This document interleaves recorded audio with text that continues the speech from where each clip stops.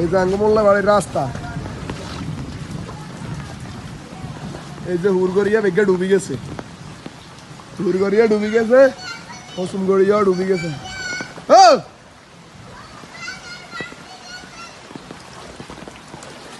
এই মোল্লা বাড়ির অবস্থা ব্যাকে দোয়া করিয়েন, সাহায্য আর সাহায্য লাগতো না, দোয়া করিয়েন।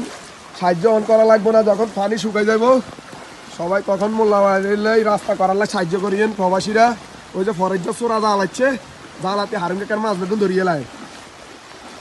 60 টাকা করে আই রুই মাছের কেজি ইঞ্চি হবে বাজার, তুই 60 টাকা করে কেজি, 3 কেজি। এই যে মাছ বাজানি রে, এই যে চোরে মাছ ধরতেছে, চোর কি আমার এটা সব রিলিজ। এই যে ভোটে সব বাসি গেছে। মোল্লা ভাই মানুষের দৃষ্টি আকর্ষণ করতেছি, আমাদের বাড়ির হয়তো এখন বন্যা হইতেছে, বন্যার থেকে শুকানির পরে মানে পানি নামার পরে জায়গা জায়গা খাদ হয়ে গেছে। খাদগুলা পূরণ করার লাগে অনেক টাকার প্রয়োজন। এখন আমাদের ওই যে নুরুল হুদা কাকা উনি মানে সাহায্য করছে, ওনার টাকায় ওনার থেকে উদ্ধার নিয়ে আমরা কাছারি করছি, রাস্তার অনেক কাজ করছি, বাথরুম করছি।